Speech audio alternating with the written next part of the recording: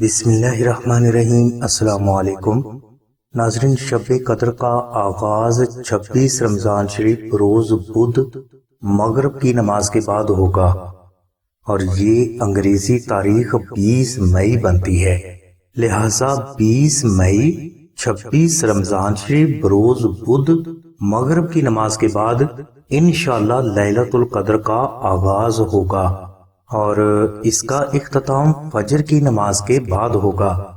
یہ مکمل رات عبادت کی ہے، لہٰذا اس رات شب بیداری کے دوران درود و سلام اور تسبیحات کی ضرور کثرت کرتے رہیں، کیونکہ شب قدر میں شب بیداری کے دوران درود و سلام پڑھنے والے افراد کی تمام حاجات غیب سے پوری ہوتی ہیں۔